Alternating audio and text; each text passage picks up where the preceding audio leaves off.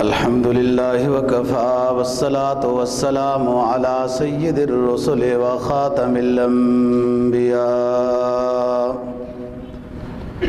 وعلى آله وأصحابه الذين أوفوا عهدا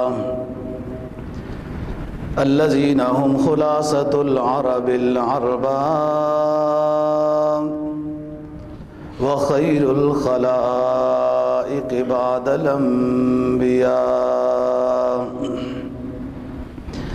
أما بعد فأعوذ بالله من الشيطان الرجيم. بسم الله الرحمن الرحيم. يا أيها الذين آمنوا هل أدلكم على تجارة تنجيكم من عذاب أليم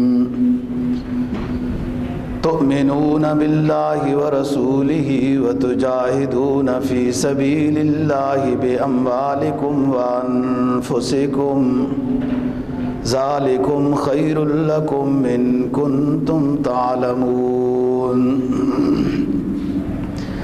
يغفر لكم ذنوبكم ويدخلكم جنات تجري من تحتها الأنهار ومساكن طيبة في جنات عدن ذلك الفوز العظيم. وأخرى تحبونها نصر من الله وفتح قريب وبشر المؤمنين. قال النبي صلى الله عليه وسلم اللهم اشهد اللهم اشهد اللهم اشهد إني قد بلغت الرسالة.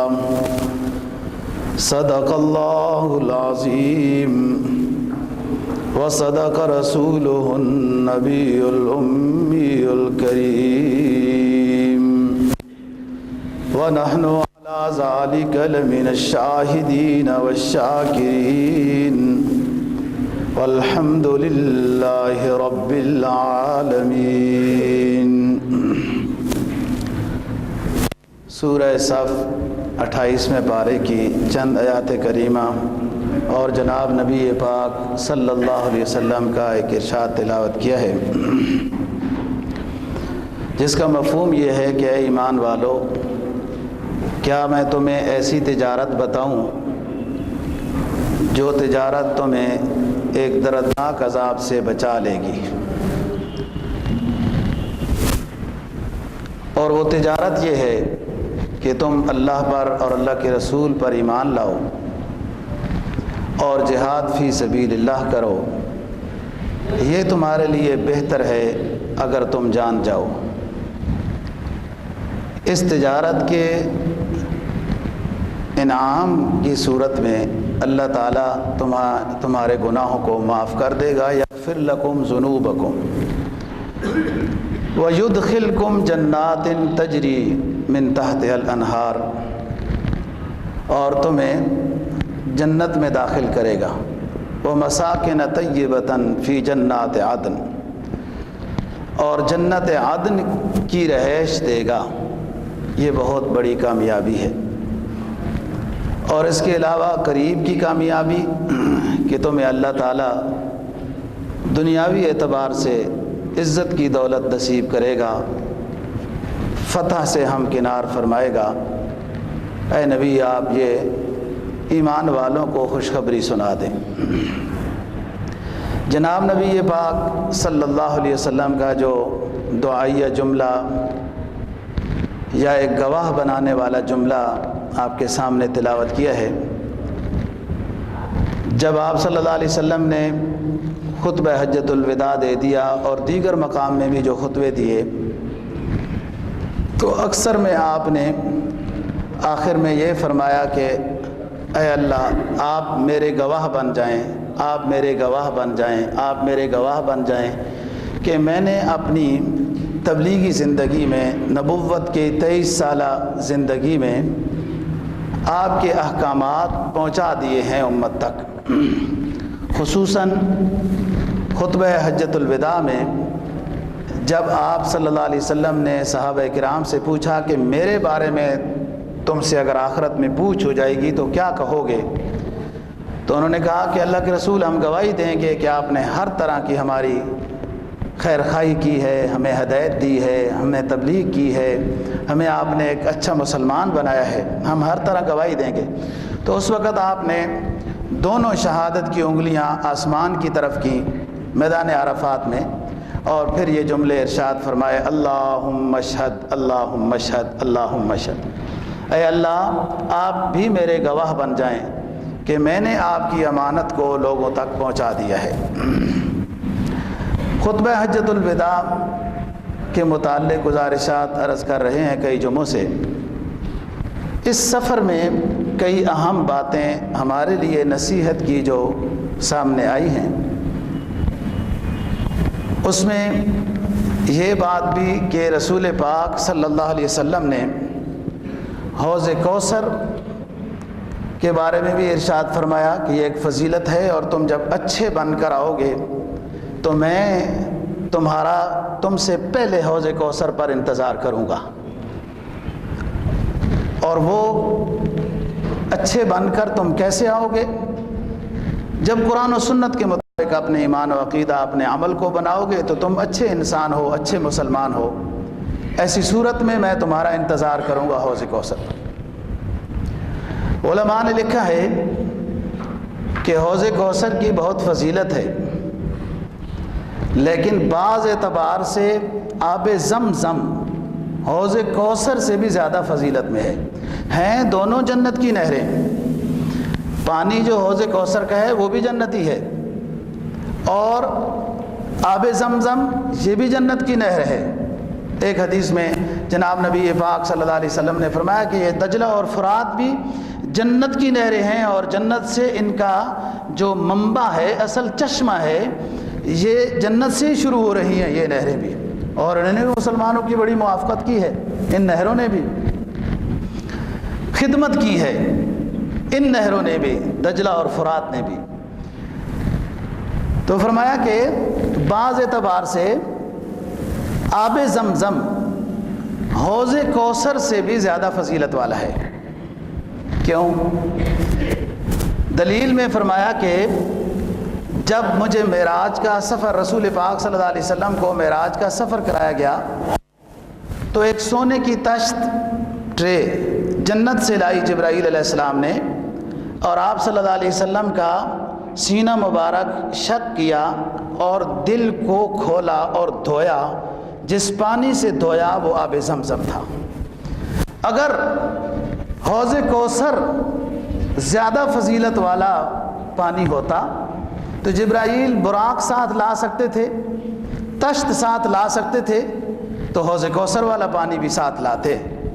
اس اعتبار سے حوض کوثر زیادہ فضیلت والا، یہی تو وجہ ہے اب آب زمزم زیادہ فضیلت والا ہے کہ اس کو پی کر دعا کرنی ہے کہ اللہ پاک اندرونی شفا، روحانی شفا بھی نصیب فرما اور ظاہری شفا بھی نصیب فرما، کہ اس میں یہ صلاحیت ہے کہ دل کی بیماریوں کو بھی یہ دور کرتا ہے، بغض کو، حسد کو، کینے کو، فلاں فلاں گندے خیالات کو، اور ظاہری جسم کی بیماریوں کو بھی یہ دور کرتا ہے۔ جس عقیدت کے ساتھ، بعض روایات میں یہ آتا ہے یہ پانی جس نیت کے ساتھ جو شخص پیے گا اس کو وہی نصیب ہوگا۔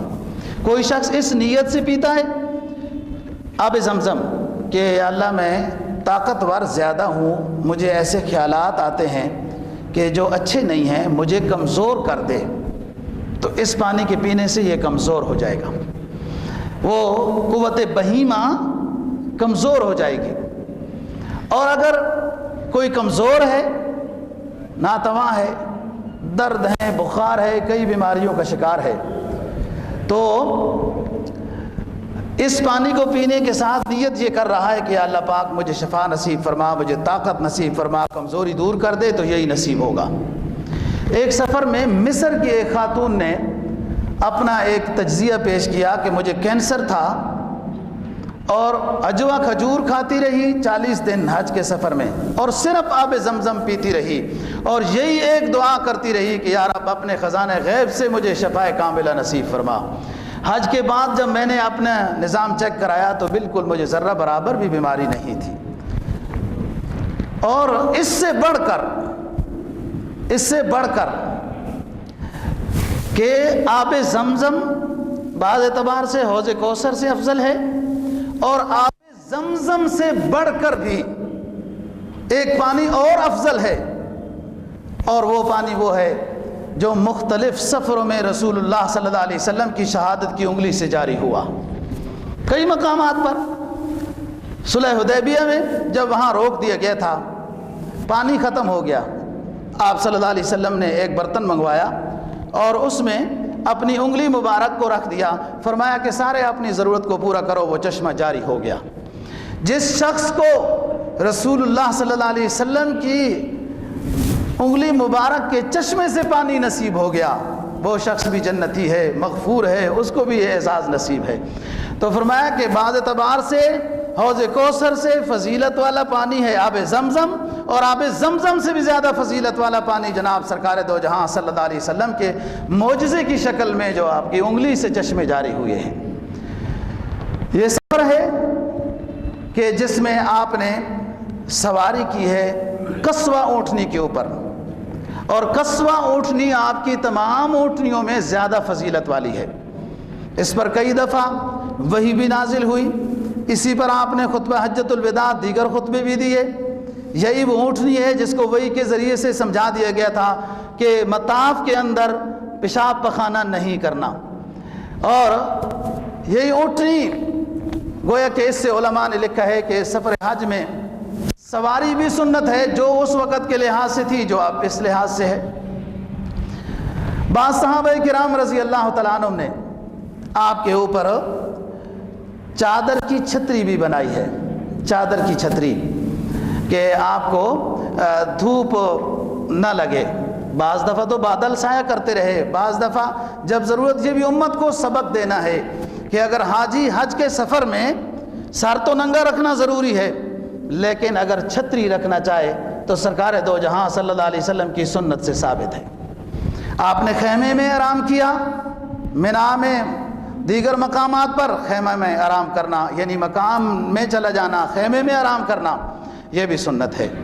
اور اسی سفر میں دیکھو ایک ایک چیز امت کے لیے بطور ہدایت کے، سنت کے، سہولت کے اس میں وجود میں آئی کہ سنگی لگوائی، وہ جو گندا خون نکالنے کے لیے وہ سنگی لگوائی جاتی ہے، وہ حج کے سفر میں احرام کی حالت میں سنگی لگوائی، یعنی اگر کسی کو انجیکشن لگوانا پڑ جائے یا خون نکلوانا پڑ جائے تو احرام کی حالت میں کوئی حرج کی بات نہیں۔ جیسے بہت سارے مریض وہ احرام کی حالت میں انجیکشن لگاتے ہیں، شوگر کو کنٹرول کرتے ہیں، دیگر کوئی اس طرح کی ضرورت پیش آ جاتی ہے تو رسول اللہ صلی اللہ علیہ وسلم کی سنت سے ثابت ہے۔ اور آپ نے اپنی زلفوں کو احرام باندھنے کے بعد، بعض نے تو شہد لکھا ہے کہ شہد لگا کر ان کو چپکایا، بعض نے لکھا ہے کہ ایک پانی تھا خاص جس سے چپکایا ہے کہ راستے میں تاکہ یہ ٹوٹے نہیں، کہ اس سے پھر گویا کہ صدقہ واجب ہوتا ہے۔ پورا گندا بال ہونا حج میں یہ زیادہ حج کے قبول کی دلیل ہوتی ہے، لیکن بالوں کو اس نیت سے یوں چپکا لینا کہ زیادہ ٹوٹے نہیں، کہ یہ اللہ کے حکم کے خلاف ہوگا، تو یہ زینت نہیں ہے، یہ ٹوٹنے سے بچانے کے لیے آپ نے شہد کو استعمال کیا مقام ذوالحلیفہ میں۔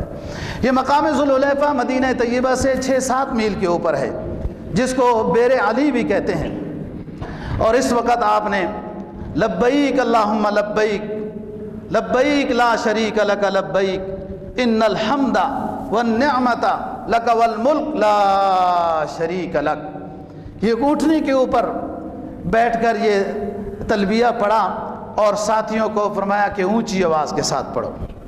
لگتا یہ تھا کہ پوری فضا اس تلبیہ کے ساتھ گونج رہی تھی، اور آپ نے ارشاد فرمایا کہ اونچا پڑھو۔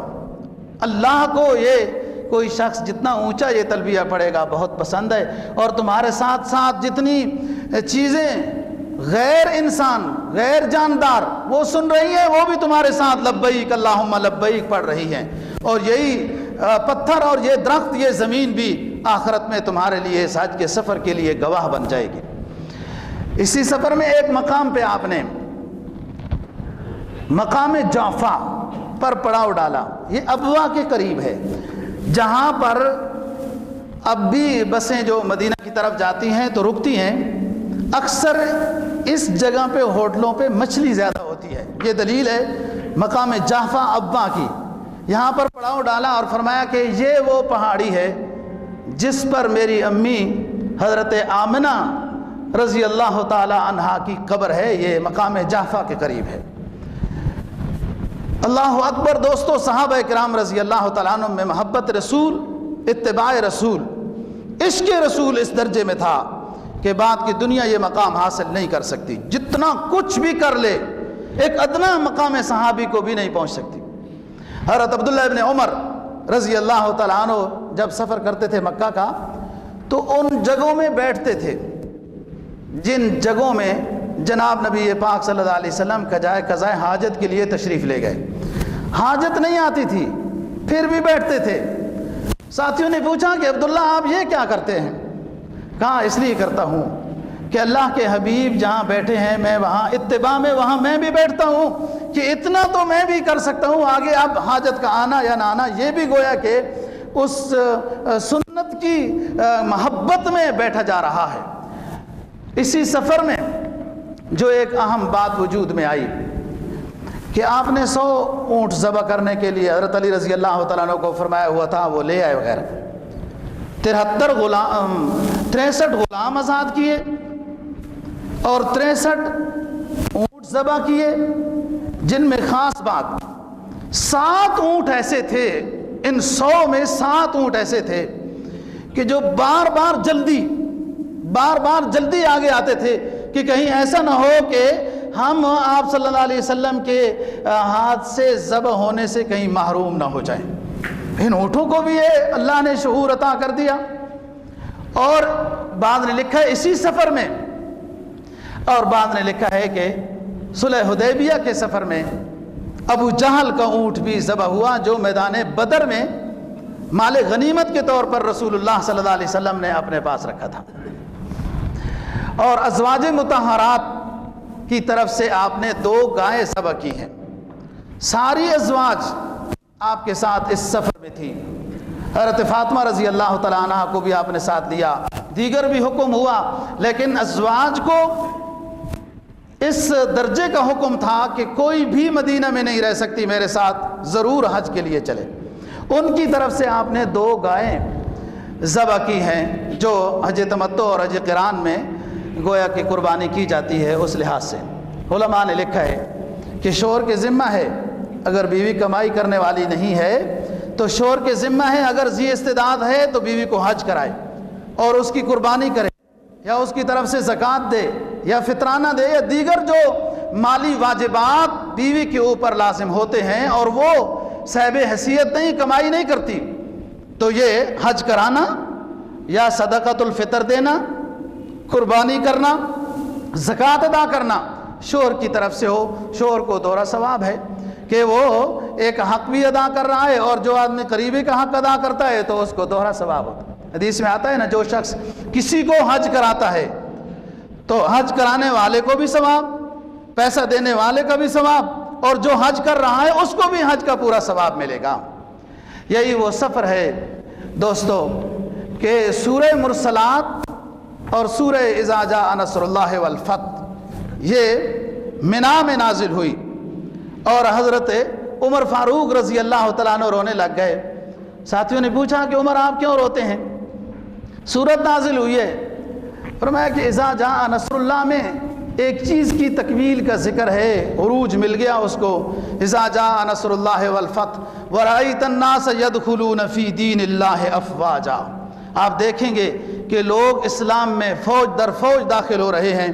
تو اب لگتا یہ ہے کہ جو شخص جس چیز کی تکمیل کے لیے آئے تھے ان کے جانے کا وقت قریب آ گیا ہے، اس لیے رو رہا ہوں۔ تو بات یہ دوستو، یہ حجۃ الوداع ہے، رسول پاک صلی اللہ علیہ وسلم نے اس میں بہت سبق دیے، اور پھر اپنی گواہی کے طور پر یہ فرمایا اللہم اشہد ہے، عمل صالح ہے، وہی اس کو آخرت میں چھڑائے گا۔ اور اسی سفر میں رسول اللہ صلی اللہ علیہ وسلم نے فرمایا کہ اللہ کا تمہارے اوپر ایک خصوصی فضل ہوا ہے کہ تم میں جو نیک لوگ تھے، دعائیں کرنے والے تھے، ان کی برکت سے جو گناہگار تھے ان کی مغفرت بھی ہو گئی اور ان کا حج بھی قبول ہو گیا ہے۔ مولانا شیخ الحدیث زکریا رحمہ اللہ تعالیٰ نے فضائل حج والی کتاب میں لکھا ہے کہ ہر حج میں اللہ کا یہی انعام ہے، ہر حج میں اللہ کا یہی انعام ہے کہ حج کے سفر میں بہت گناہگار دنیا بھی حاضر ہوتی ہے، اس لیے تو حاضر ہوتی ہے کہ وہ گناہگار ہے اور اپنے گناہوں کی معافی چاہتی ہے، لیکن اللہ کا ایک قانون ہے، سنت ہے کہ حج کے سفر میں جو مبارک اور نیک برگزیدہ اللہ کے مقرب بندے ہوتے ہیں ان کی برکت سے اللہ تعالیٰ دوسروں کا حج بھی قبول کر لیتا ہے۔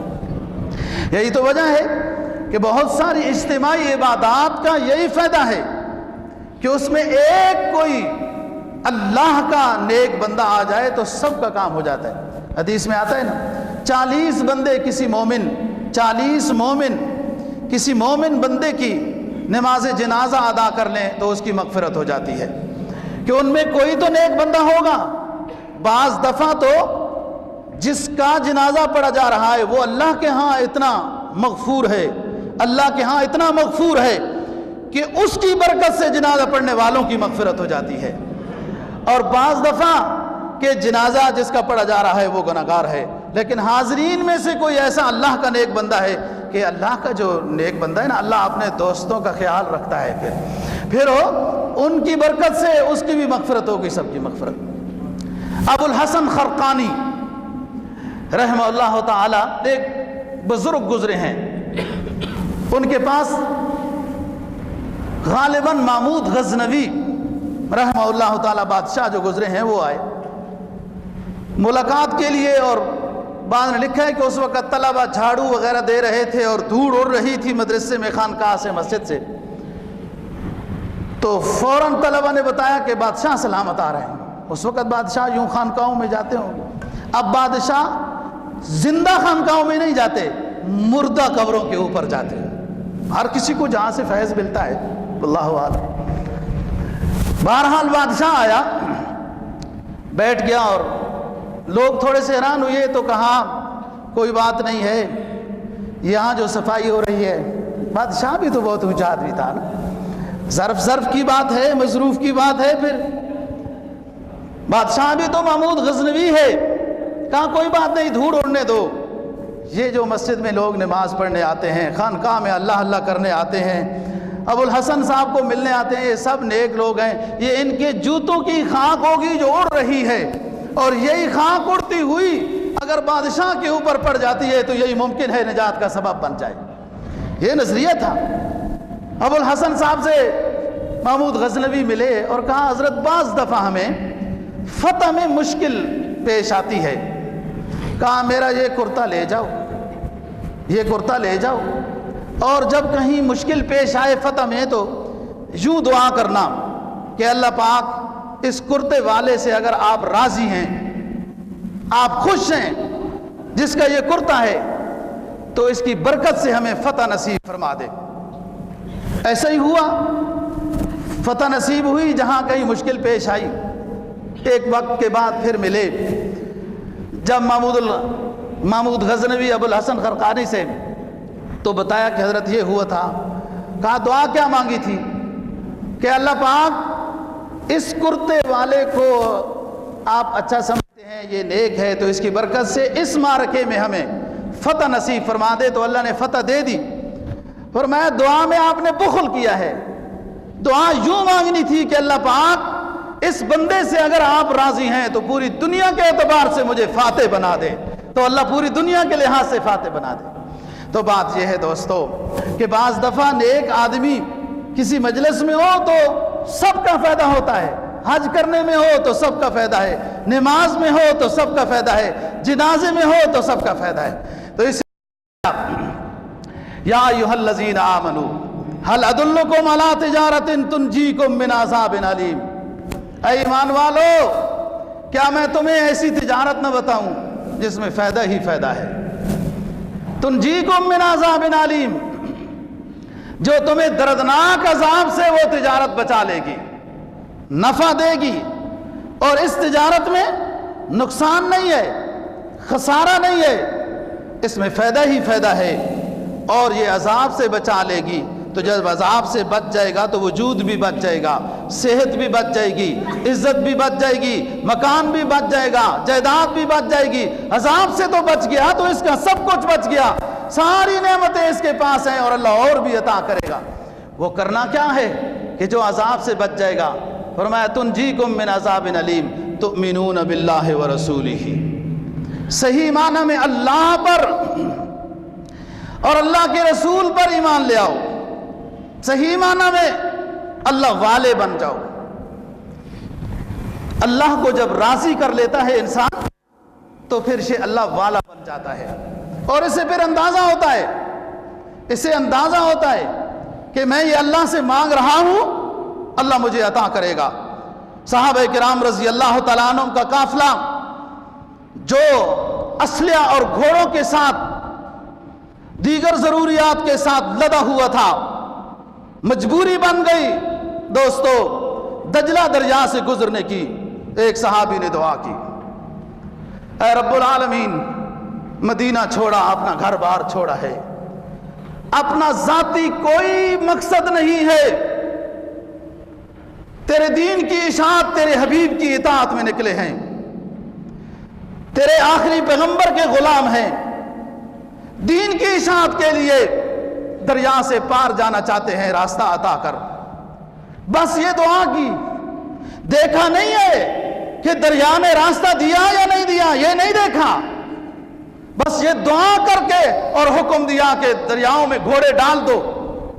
دریا تخت بن گیا، تخت بن گیا، اور کیا کہتے ہیں، ایسا تخت بنا کہ فرمایا عبرنا ما بل الماء خفاف اسفل خفاف فعبرنا الدجلہ وما بل الماء اسفل خفاف، ہم نے دجلہ اس انداز میں عبور کیا، ہم نے دریائے دجلہ اس انداز میں عبور کیا کہ ہمارے گھوڑوں کے کھروں کو بھی پانی تک نہیں لگا تھا، پار ہو گئے۔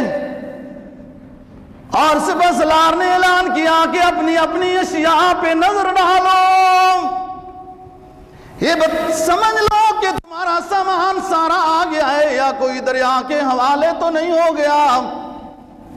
سب ساتھیوں نے اپنے سامان میں نظر ڈالی۔ ایک مجاہد کہنے لگا، اے امیر المؤمنین، میرے سامان سے ایک پیالہ دریا میں گم ہو گیا ہے۔ فرمایا اس وقت کیوں نہیں بتایا؟ اس سپاہی نے عرض کیا، اے امیر المؤمنین، پیالے کی کوئی بات نہیں ہے، اس کے بغیر بھی گزارا ہو سکتا ہے، اس لیے نہیں بتایا۔ کہاں ٹھہر جاؤ۔ اور سپہ سالار نے اس وقت کے امیر المؤمنین نے یہ حکم دیا، اے دریائے دجلہ، ہم نے آپ سے قطرہ پانی بھی نہیں لیا، ہماری امانت کو واپس کر دو۔ ادھر دریائے دجلہ کی نہر دوستو اٹھی اور پیالہ لیتے ہوئے اس وقت کے امیر المؤمنین کے سامنے حوالے کر دی۔ فرمایا، یا ایھا الذین آمنوا هل ادلکم علی تجارۃ تنجیکم من عذاب علیم۔ اے ایمان والو، تمہیں میں یہ نہ بتاؤں ایسی تجارت جو تمہیں اتنا فائدہ دے گی، اتنا فائدہ دے گی کہ ایک دردناک عذاب سے بچا لے گی؟ یہ کامیاب تجارت کس طرح ملے گی؟ تؤمنون باللہ ورسولہ، اللہ پر صحیح ایمان والے بن جاؤ، اس کے آخری حبیب کو صحیح ماننے والے بن جاؤ، تو پھر اس انداز کی کامیاب تجارت نفع بند تمہیں نصیب ہوگی۔ افریقہ کے جنگلوں میں بعض نے لکھا ہے کرد قوم، بعض نے لکھا ہے بربری قوم، وہاں آباد تھی۔ صحابہ کرام رضی اللہ تعالی عنہم پہنچ گئے، پڑاؤ ڈالنا چاہتے ہیں افریقہ کے جنگلوں میں، جو آج بھی پوری دنیا میں سب سے زیادہ دہشتناک جنگلات ہیں، جس کے درندے تو دوستو کیا درندے ہیں، افریقہ کے جنگلوں کے درخت بھی آدم خور ہیں۔ افریقہ کے درختوں کے قریب بھی آج کوئی پہنچ جائے تو درختوں پر اعلان لگا ہوا ہے کہ اس درخت کے قریب نہ آنا، یہ انسانوں کا خون چوستا ہے۔ اس جنگل میں صحابہ کرام رضی اللہ تعالیٰ عنہم کی جماعت پہنچ گئی، اور خلافت کا زمانہ ہے، بادشاہ عدل و حریت، خلافت کا زمانہ ہے، بادشاہ عدل و حریت حضرت عمر فاروق رضی اللہ تعالیٰ عنہ کا، اور اس قافلے کے امیر ہیں ابو عبیدہ بن جراح رضی اللہ تعالیٰ عنہ۔ ساتھیوں نے بتایا حضرت اس جنگل کے قریب تو پڑاؤ نہیں ڈالا جا سکتا، اس میں بڑے ہولناک قسم کے، بڑے خوفناک قسم کے درندے اور جانور رہتے ہیں۔ فرمایا کوئی بات نہیں، اور مخالفین قومیں دیکھ رہی ہیں یہ کیسے دیوانے ہو گئے، یہ اس جنگل میں آبادیاں لا رہے ہیں، پڑاؤ ڈال رہے ہیں، یہ دیوانے ہو گئے۔ اس امیر المومنین نے دوستو جنگل کے درندوں کو سامنے خطاب کر کے کہا، جنگل کے درندوں یہاں سے نکل جاؤ، ہم پڑاؤ ڈالنا چاہتے ہیں اور ہم غلامان محمد ہیں، ہم محمد کے غلام ہیں، اپنے ذاتی غرض کے لیے یہاں نہیں آئے، ہم اللہ کے دین کو پہنچانے اور پھیلانے کے لیے آئے ہیں۔ درندے نکلنا شروع ہو گئے، وہ جانور نکلنا شروع ہو گئے، ہر طرح کے خوفناک جانور اپنے بچوں کو لے کر جا رہے ہیں، اور ادھر سامنے مخالف جن کے خلاف جہاد کرنا ہے وہ حاضر خدمت ہو گئے کہ جن لوگوں کی باتیں جنگل کے درندے مانتے ہیں تو ہم کیوں نہ مانے، ہمارے خلاف جہاد نہ کرو نبی کے غلاموں، ہم ویسے ہی آپ کی اتباع میں آ جانا چاہتے ہیں۔ قرآن اعلان کرتا ہے کونو ربانیین بما کنتم تعلمون الکتاب وبما کنتم تدرسون۔ اے نبی کے ماننے والوں، اے اللہ اور اللہ کے حبیب کو چاہنے والوں، کونو ربانیین، اللہ والے بن جاؤ، اللہ والے بن جاؤ، پھر اللہ تمہارا بن جائے گا، نبی کی شفاعت تمہارے لیے ہوگی، نبی کا رونا تمہارے لیے ہوگا، حوض کوثر سے پانی تمہیں نصیب ہوگا، مقام محمود میں جب شفاعت اذن ہوگی تو تمہارے لیے شفاعت اللہ کا آخری حبیب کرے گا۔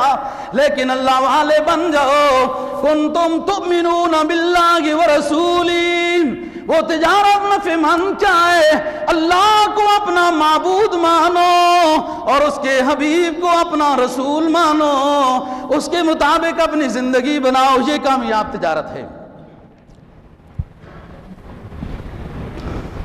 تؤمنون باللہ ورسولہ وتجاہدون فی سبیل اللہ، اور اللہ کے راستے میں جہاد کرو جب جہاد کی ضرورت ہو۔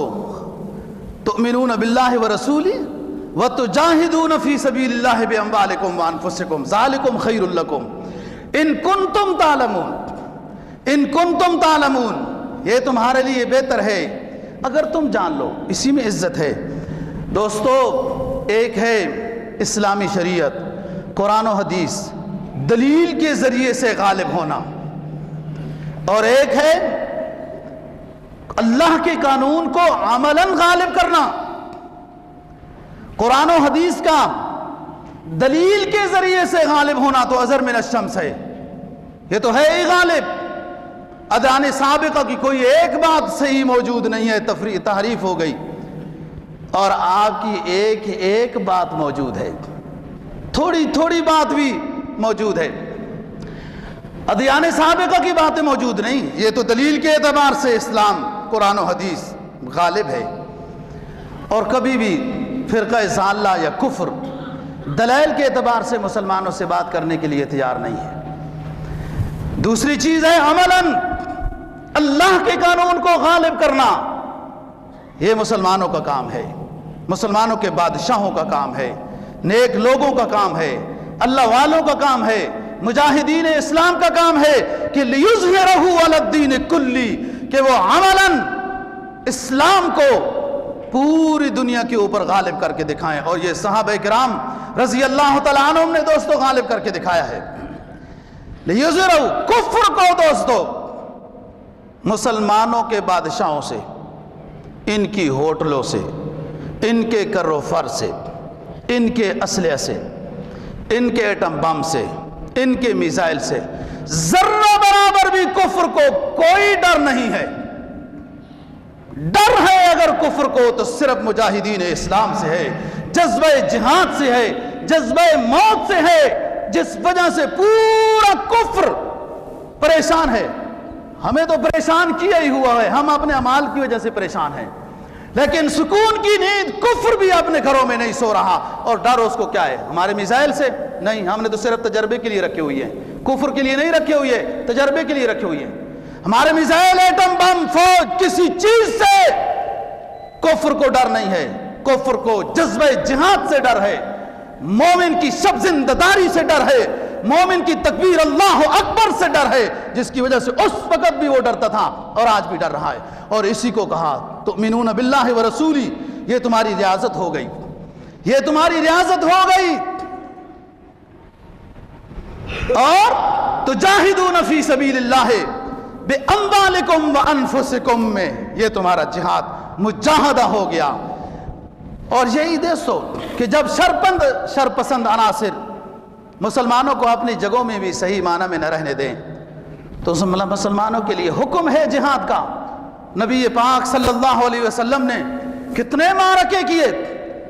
ہاں جب کفر سکون سے اپنی جگہوں میں ہو، مسلمانوں کو نہ چھیڑے تو پھر ٹھیک ہے، آپ اطمینان کے ساتھ رہیں۔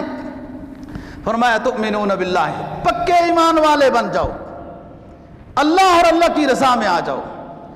امام شافعی رحمہ اللہ تعالی ایک بہت بڑے بزرگ ہیں، اللہ والے ہیں، ائمہ اربعہ میں سے ایک امام ہیں۔ بڑے عجیب عجیب واقعات ہیں ان اللہ والوں کے۔ بزرگوں نے لکھا ہے کہ یہ ایک نائی کے پاس گئے حجامت کرانے کے لیے، نائی کے پاس، تو ایسی حالت تھی جیسے سادہ سا نظام تھا، حجامت کے بعد کپڑے بدلنے ہوں گے، نہانا دھونا ہوگا۔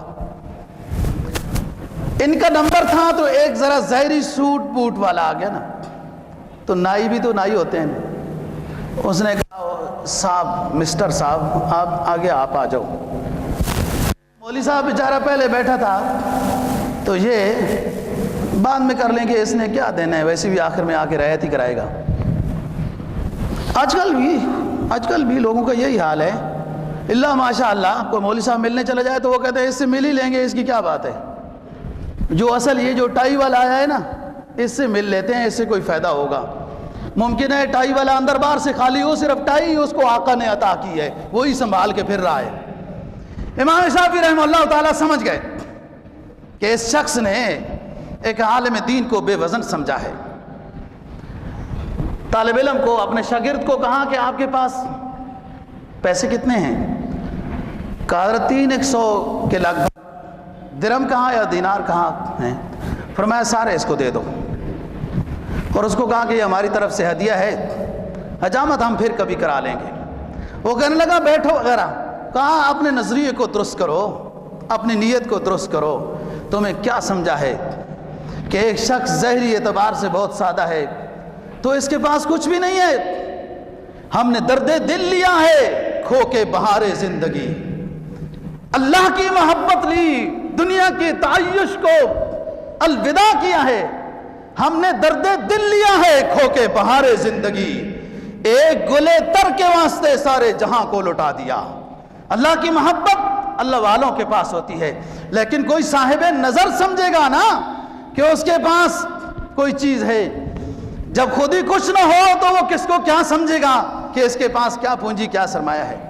فرمایا تؤمنون باللہ ورسولہ وتجاہدون فی سبیل اللہ باموالکم وانفسکم ذالکم خیر لکم ان کنتم تعلمون۔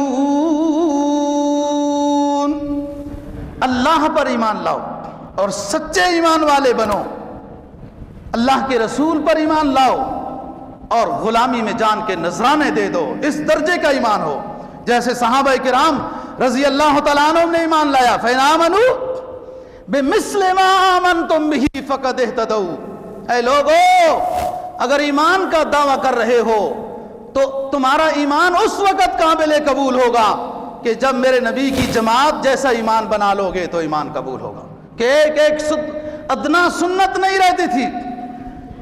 تؤمنون باللہ ورسولہ وتجاہدون فی سبیل اللہ، مسلمانوں کے حکمرانوں کا کام ہے مسلمانوں کو عزت کی زندگی دینا، غیرت کی زندگی دینا، نفع کی زندگی دینا۔ اب کیا مسلمانوں کی حالت آپ نے پڑھا ہوگا، شہزادہ فیصل بن فہد 10 کھرب ڈالر جوئے میں ہار کر اسی مجلس میں فوت ہو گیا۔ یہ مسلمانوں کی بات کر رہا ہوں۔ کیا مسلمانوں کو اللہ نے اس لیے بھیجا؟ قرآن تو اعلان کرتا ہے وَمَا خَلَقْتُ الْجِنَّ وَالْإِنسَ إِلَّا لِيَعْبُدُونَ، ہم نے جن انس کو اپنی بات کو ماننے کے لیے، اپنی اتباع کے لیے، اپنی عبادت کے لیے پیدا کیا ہے۔ اور آج مسلمانوں کے حکمران اور شہزادے جوؤں میں مصروف ہیں، بڑی بڑی ہوٹلوں میں مصروف ہیں، بڑی بڑی کاروں میں مصروف ہیں۔ اس طرح نہیں، تؤمنون باللہ ورسولہ وتجاہدون فی سبیل اللہ، اللہ کے راستے میں جہاد کے لیے جب تیار ہو جاؤ گے کفر آپ سے ڈرے گا، پھر کسی قسم کے کوئی غلط نظریے نہیں کرے گا۔ ان کنتم تعلمون، کاش کہ تم سمجھ جاؤ، پھر یغفر لکم ذنوبکم، اللہ تمہارے گناہوں کو معاف کر دے گا۔ وَيُدْخِلْكُمْ جَنَّاتٍ تَجْرِي، اور تمہیں پھر باغات میں جنت میں داخل کرے گا۔ وَمَسَاكِنَ طَيِّبَةً فِي جَنَّاتِ عَدْنٍ، اور جنات عدن میں رہائش عطا کرے گا، جنات عدن میں رہائش عطا کرے گا۔ رسول پاک صلی اللہ علیہ وسلم سے ایک صحابی نے پوچھا کہ حضرت جنت عدن کیا چیز ہے؟ آپ نے فرمایا جنت عدن ایک موتی ہے جس کے اندر 70 مکانات ہیں اور وہ سرخ یاقوت کے ہیں، پھر ہر مکان میں 70 کمرے ہیں، ہر کمرہ سبز زمرد کا ہے، ہر کمرے میں 70 تخت ہیں، ہر کمرے میں تخت ہیں اور اس پر 70 کھانے ہیں، اور ہر روز صبح اللہ پاک جنتی کو عطا کرے گا۔ یہ جنت عدن ہے۔ حدیث میں آتا ہے نا، 4 چیزیں ہیں جو اللہ نے اپنے ہاتھ سے بنائی ہیں، باقی چیزوں کو اللہ نے فرمایا کن فیکون، وہ وجود میں آ گئی۔ ایک جنت عدن ہے جس کو اللہ نے اپنے ہاتھ سے بنایا، ایک قلم ہے جس کو اللہ نے ہاتھ سے بنایا، ایک عرش ہے جس کو اللہ نے اپنے ہاتھ سے بنایا، اور ایک یہ انسان ہے، آدم ہے، خلقتہ بیدی، جس کو اللہ نے اپنے ہاتھوں سے بنایا ہے۔ ایک حدیث میں جناب نبی پاک صلی اللہ علیہ وسلم کا فرمان ہے، جو اللہ سے ڈرنے والا ہے اس کو اللہ جنت عطا کرتا ہے، اور 4 طرح کی جنت، 2 جنتیں چاندی کی ہوں گی، اس میں اس طرح کی اشیاء ہوں گی، اور 2 جنتیں وہ سونے کی ہوں گی اور اس لحاظ سے اس میں نعمتیں ہوں گی۔ سورہ رحمان میں فرمایا وَلِمَنْ خَافَ مَقَامَ رَبِّهِ جَنَّتَانِ، جو اللہ کے سامنے کھڑے ہونے سے ڈر گیا کہ میدان حشر میں اللہ رب العزت کے سامنے حساب کے لیے جانا ہے، اور اس آخری حبیب رحمت عالم صلی اللہ علیہ وسلم کی شفاعت کے لیے بھی قریب جانا ہے، ایسے ڈرنے والے شخص کے لیے جس نے اپنی دنیا بنا لی اللہ اور اللہ کے حبیب کی بندگی میں، جس نے اپنی زندگی بنا لی۔ وَلِمَنْ خَافَ مَقَامَ رَبِّهِ جَنَّتَانِ، ہمارے سامنے حساب کے لیے کھڑے ہونے کے واسطے ڈر رہا تھا، اور اس نے اپنی دنیا میں نیکیاں کمائی، اسے 2 جنتیں ملیں گی۔ فَبِأَيِّ آلَاءِ رَبِّكُمَا تُكَذِّبَانِ ذَوَاتَا أَفْنَانٍ، فَبِأَيِّ آلَاءِ رَبِّكُمَا تُكَذِّبَانِ، اور آگے فرمایا وَمِن دُونِهِمَا جَنَّتَانِ فَبِأَيِّ آلَاءِ رَبِّكُمَا تُكَذِّبَانِ مُدْهَامَّتَانِ فَبِأَيِّ آلَاءِ رَبِّكُمَا تُكَذِّبَانِ۔ اللہ کے سامنے کھڑے ہونے سے جو ڈر رہا ہے، اپنے عقیدے اور اعمال کو درست کر رہا ہے، پہلے 2 جنتیں ملیں گی چاندی کی، وَمِن دُونِهِمَا جَنَّتَانِ، اور اس کے بعد اس کو مزید اور 2 جنتیں سونے کی بھی عطا کر دی جائیں گی۔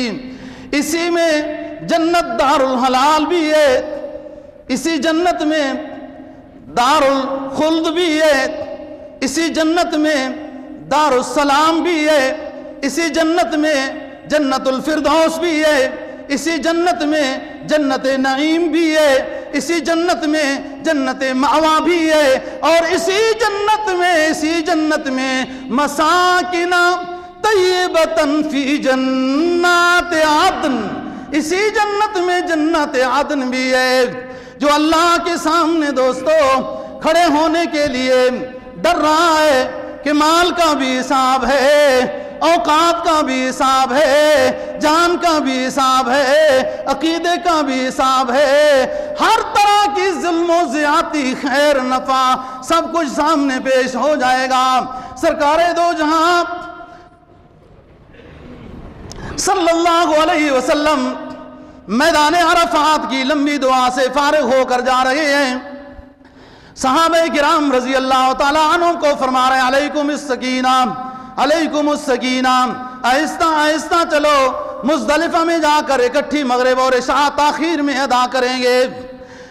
آرام کیا نماز کے بعد، صبح ہوئی، نماز ہو گئی، دعاؤں میں مصروف ہو گئے، اور دعا کے بعد جب برحمتک یا ارحم الراحمین کا تو مسکرانے لگے۔ حضرت ابوبکر صدیق رضی اللہ تعالیٰ عنہ عرض کرنے لگے اللہ کے رسول مسکراہٹ کی وجہ سمجھ میں نہیں آئی۔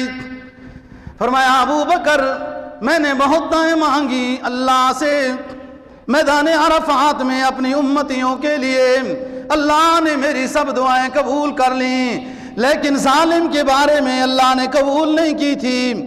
آج بھی میں ان اپنے گناہگار امتیوں کے لیے مزدلفہ کے وقوف میں بھی یہی مانگ رہا تھا، تو رب العالمین کہنے لگا ہے میرے حبیب اتنے پریشان کیوں ہو، آپ راضی ہو جاؤ، آپ خوش ہو جاؤ، آپ کے امتی جو ظالم ہیں ان کو بھی معاف کر دوں گا۔ شان میں جس کے نہیں ہے کوئی ثانی وہ رسول، اللہ نے یہ آخری حبیب، یہ اپنا سراج منیر امام الانبیاء اللہ نے دوستو ہمیں عطا کیا۔ شان میں جس کے نہیں ہے کوئی ثانی وہ رسول، دین فطرت پر ہے جس کی حکمرانی وہ رسول، جس کا ہر تیور ہے، جس کا ہر تیور ہے حکم آسمانی وہ رسول، وما ينطق عن الهوى ان هو الا وحی یوحی، میرا آخری حبیب کوئی بول نہیں بولتا مگر میری مرضی سے بولتا ہے، دین فطرت پر ہے جس کی حکمرانی وہ رسول، جس کا ہر تیور ہے حکم آسمانی وہ رسول، جس نے موت کو بنایا، جس نے موت کو بنایا زندگانی وہ رسول، جس کا ایک ایک سانس ہے قانون الہی وہ رسول، زندگی بھر بن کر رہا جو سپاہی وہ رسول۔